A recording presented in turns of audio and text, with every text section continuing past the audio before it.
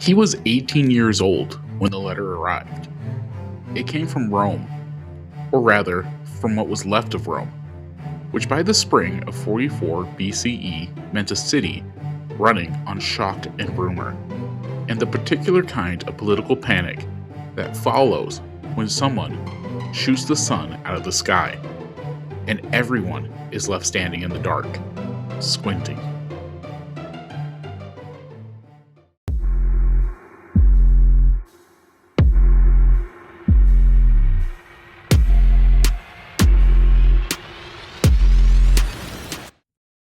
Julius Caesar was dead, stabbed 23 times on the floor of the Senate by men he had trusted. And the letter told Gaius Octavius, a slight, sickly, unremarkable young man studying in Greece, that his great uncle had, in his will, adopted him as his son, which meant he was now Gaius Julius Caesar, which meant he had inherited not just wealth, but a name, a legacy, a cult of devotion among veterans, the poor, and the common people of Rome, so fierce and so raw, it had not yet had time to cool into grief. His advisors told him to decline, to walk away. The men who had killed Caesar were still free. Mark Antony, Caesar's most powerful lieutenant, was already maneuvering to fill the vacuum. The political situation was afire, and they were suggesting that 18-year-old step back from it. He walked straight into it. What followed over the next 14 years was one of the most ruthless, brilliant, and quietly devastating political ascents in human history. A boy who should have never survived became the man who buried the Republic, crowned himself its savior, and ruled Rome for 40 years, while never officially calling himself king. His name, by the end, was Augustus. And if Julius Caesar broke the Republic, Augustus froze the pieces in place and called it peace. The first thing Octavian understood, with a clarity that stunned the men twice his age who underestimated him, was that his greatest asset was also his greatest liability. The name Caesar meant everything to Rome's common people, and to the legions. It meant nothing, legally, without power to back it up. And the men who held actual power, Mark Antony above all, had no intention of sharing it with a teenager who hadn't grown a proper beard. Antony dismissed him openly, calling him a boy, suggested he was being used by forces who had discarded him the moment he was no longer useful. In private, Antony was reportedly even less diplomatic. Octavian smiled, absorbed the insults, and got to work. His first move was to pay Caesar's debts. Every denarius Caesar had promised the Roman people in his will, Octavian paid out of his own inheritance fund. He put on public games in Caesar's honor. He made himself visible, accessible, and grief-stricken in exactly the right measure. Never so theatrical as to seem false. Always present enough to be associated with the mourning that was still sweeping Rome. He circumvented Cicero, Rome's greatest orator and most respected voice, convincing the aging statesman that Octavian was a useful tool against Antony. Cicero called him a boy to be praised, then set aside. Cicero's wrong. Cicero would pay for being wrong. Meanwhile, Octavian raised his own private army from Caesar's veterans. He marched it openly, and then, in a move that shocked even his supporters, he offered it to the Senate as a protection against Antony. The Senate accepted. They thought they were using him. He was using them. Within a year of Caesar's death, the teenage heir whom everyone had planned to sideline was a military commander with a legion, with a political voice in the Senate, with a name that made crowds roar whenever he went. Rome had made a habit of underestimating people. It had never quite learned from that habit. In 43 BCE, Octavian did something that revealed, for anyone paying close enough attention, the true nature of the man behind the grief-stricken Orphan performance. He made a deal with his enemies. Mark Antony, Marcus Licinius, and Octavian, 3 men who had been maneuvering against each other for a year, sat down and divided the Roman world between them. They called it the Second Triumvirate. They gave it legal authority the First Triumvirate had never had. And then, almost immediately, they produced a list. The proscriptions. Proscriptions were Rome's civilized word for state-sanctioned murder. A name went on the list. Anyone who killed that person could claim the reward. The person's property was confiscated. Their family was destroyed. The triumvirate's list contained approximately 2,300 names. Among them, Cicero, the old man who had called Octavian a useful boy, who had championed him against Antony, who had genuinely believed he was helping guide a young man through treacherous political waters. Cicero was killed by Antony's soldiers. His hands, the hands that had written the speeches defending Octavian, were nailed to the speaker's platform in the Forum as a warning.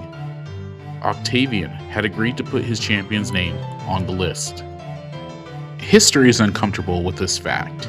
It tends to move past it quickly, towards the Pax Romana, the marble temples, the poetry of Virgil.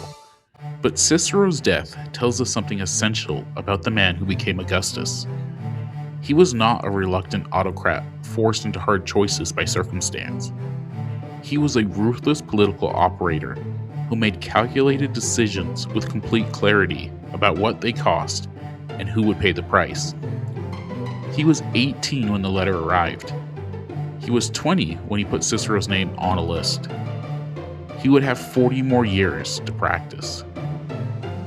Caesar's assassins, Brutus and Cassius, the men who had convinced themselves they were saving the Republic, had fled east and raised armies.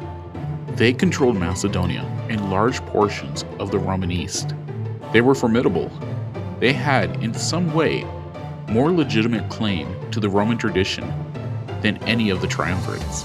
In 42 BCE, at the plains of Philippi in northern Greece, the Republic made its last real stand. The battle was not a clean story. Octavian was ill, severely ill, and largely absent from direct command during the first engagement. His general, Antony, carried most of the fighting. Octavian's performance in battle, even his supporters acknowledged, was unremarkable at best. What mattered was the outcome. Cassius believed falsely his flank had collapsed, fell on his sword before the battle was even decided. Brutus fought on for a second engagement and lost. He took his own life, famously with the words, recorded or invented, that virtue was an empty thing. The last significant armed resistance to Caesar's heir had gone. Rome would never again have a realistic path back to republic. The men willing to die for it were dead. The institutions that had sustained it were hollowed out. What remained was the question not of whether one man would rule Rome, but which man. That question would take another 11 years to answer. And it would be answered, ultimately, not on a battlefield, but on a sea. The triumvirate split the world in two.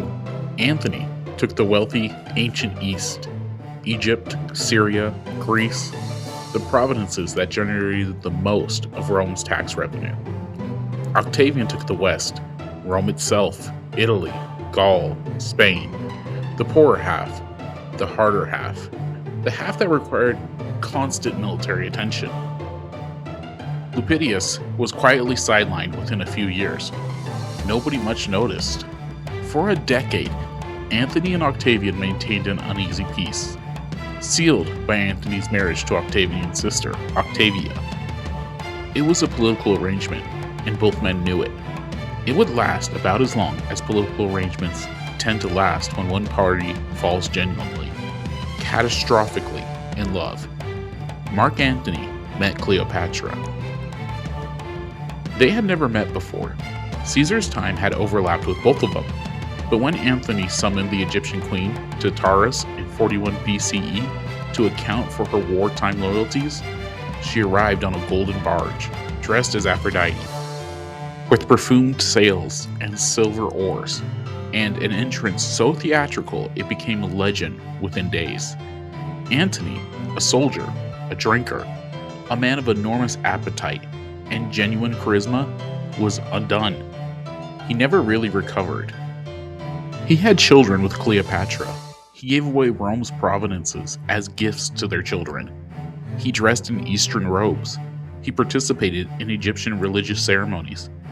And then, the act that Octavian had been waiting for. He publicly declared that Cicero, Cleopatra's son by Julius Caesar, was the true heir of the divine Caesar, which was a direct challenge to Octavian's entire claim to power. Octavian could not have written a better enemy if he had tried. He didn't need to invent propaganda. Antony was generating it himself. Rome's aristocracy, never fully comfortable with the idea of an Eastern queen becoming a power behind a Roman commander, was horrified. The story Octavian told was simple and devastatingly effective. A great Roman general had been bewitched by a foreign temptress. He abandoned Rome. He abandoned his Roman wife, abandoned Roman values. He had to be stopped. It was a lie dressed as a truth. Antony had been a willing participant in every choice he made, but Rome was ready to hear the story Octavian was selling. In 32 BCE, Octavian had the Senate strip away Antony of his powers and declare war, not on Antony, carefully, but on Cleopatra. On September 2nd, 31 BCE, the fleets of Octavian and Antony met off the coast of Greece at the promontory of Actium. The battle was not a titanic clash history sometimes imagines. Antony's fleet was undermanned, his forces weakened by disease and desertion. Cleopatra's Egyptian squadron broke off during the fight and sailed for Egypt. Antony followed her. His remaining fleet surrendered. His legions switched sides. Within a year, both Antony and Cleopatra were dead. Antony by his own hand, Cleopatra by hers. Though the story has always been better theater than the truth of how she likely died, their children became Octavian's prisoners. Cicero, the real rival, the one person who could claim to be Caesar's biological son, was quietly executed. Octavian stood in Alexandria, 32 years old, and looked out over a world with no one left to fight. He had started as a sick teenager with a famous name and no army. He had survived proscriptions, civil wars, political betrayal, and a decade of Cold War with the most charismatic general Rome had produced since Julius Caesar. Now he was alone on top of the world. The same question that had destroyed his father, was what to do next. Julius Caesar had made one fatal mistake. He had looked like he was a king. Augustus was determined never to make that mistake, and so he did something that confused Rome for years and has fascinated historians ever since. In 27 BCE, he walked into the Senate and gave it all back. His provinces, his armies, his emergency powers, all of it, formally returned to the Senate and the people of Rome. The Senate, predictably, panicked. Rome had been through 20 years of civil war. The institutions of the Republic were hollow. The men who ran them had watched republic after republic after republic collapse into violence. The last thing they wanted was to actually have power again. So they gave it all back, with additions. Octavian received control of the frontier provinces, which happened to be where most of the armies were. He received the title Principate, meaning first citizen, a term carefully chosen to sound like leadership without sounding like monarchy. He received the name Augustus, the revered, the sacred, the set apart, bestowed by the Senate as an honor. He kept all his powers. He just stopped calling them powers. What Augustus had constructed was something entirely new in political history. Scholars would later call it the Principate. It looked like a republic. It had a senate. It had consuls. It had elections, law, traditions, the visible machinery of the Roman Republic humming along exactly as it always had. But every significant decision flowed through one man. The Senate deferred to him. The armies answered to him. The courts ultimately answered to him. Provincial governors served at his pleasure. And the religious establishment, which Augustus cultivated with extraordinary care, treated him as semi-divine, the son of a god, chosen by the divine order to restore Rome's greatness. He had solved the problem that killed Caesar. Caesar had been a king who refused the crown. Augustus was a king who had dismantled the throne and governed from a chair that looked ordinary enough that no one could point to it and say, that is the thing we need to destroy. It was one of the most sophisticated political achievements in the history of human civilization, and it was built, at its foundation, on a 50-year performance. Augustus famously said he found Rome a city of clay and left it a city of marble. He was not wrong. Over 40 years, he rebuilt Rome physically, administratively, and culturally with a thoroughness that no ruler before or since has quite matched. Roads were paved and maintained for the first time as a permanent system rather than a periodic project. Aqueducts brought clean water to the city on a scale the Republic had never managed. The city's neighborhoods were reorganized into districts, each with their own administration and fire watch, the first organized fire brigades in Roman history. He rebuilt 82 temples in a single year. He constructed the Forum of Augustus around the Temple of Mars, built to honor his vow of revenge of Caesar's murderers. A monument to announce in stone and marble the promise was kept, the debt is paid, the order is restored. The empire itself nearly doubled in size. Augustus pushed Rome's control deep into the Balkans, across the Alps into what is now Switzerland, south through Egypt and North Africa. He established permanent frontier defenses, the beginning of what would eventually become Hadrian's Wall and the Rhine frontier. He reformed the army's root and branch. Career soldiers received regular pay, standardized terms of service, and a guaranteed retirement package, land grants, or cash payments on discharge. For the first time, Rome had a professional standing army with a reason to be loyal beyond personal achievement to a charismatic general. The army's loyalty was to the state. The state, conveniently, was Augustus. He patronized the arts with a deliberateness that shaped Western literature. Virgil wrote the Aeneid, Rome's great founding epic, tracing Roman civilization to the Trojan Aeneas and to the divine favor of the gods.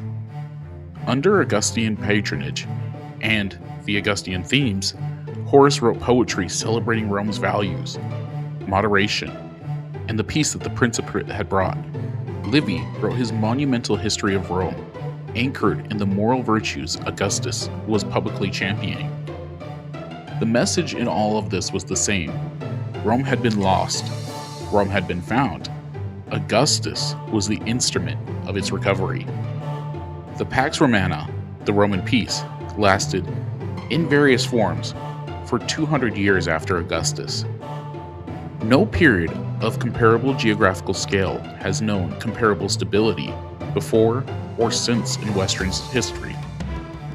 He built it at cost, on bodies, on list of names, on a sister given in marriage to a man who would break her heart, on a daughter exiled in disgrace when she became politically inconvenient, on wars that killed hundreds of thousands, on a political performance sustained for 5 decades without a single significant slip. He built it, and it lasted. Augustus died August 19th, 14 CE. He was 75 years old. He had ruled Rome for 40 years. longer than most Romans had been alive. His last words, as recorded, were addressed to two different audiences. To the Roman people, through his legacy and his monuments, he said, "I found Rome built of clay. I leave it to you in marble." To his friends, the few who had known him across the full arc of it, the wars, the lists, the performance, the cost, he said something else. "Have I played the part well? Then applaud as I exit." He knew what he had been doing, every day of it. The robes that looked Republican but weren't, the titles that sounded modest but weren't, the Senate that looked independent but wasn't, the Republic that appeared to have been restored but hadn't been. He had played a part, the longest, most consequential political performance in Western history. And he was asking, at the end, whether the audience had been satisfied. The Senate declared him a god within weeks of his death. His son, Tiberius, succeeded him without civil war, the first peaceful transfer of imperial power in Rome's history. The empire he built endured in various forms over 4 centuries in the West and nearly 1,500 years in the East. Julius Caesar broke the Republic with a sword and the audacity to be exactly what he was. Augustus rebuilt the world from the wreckage, and the secret of how he did it was simpler than anyone wanted to admit it. He never told the truth about what he was, and Rome never asked.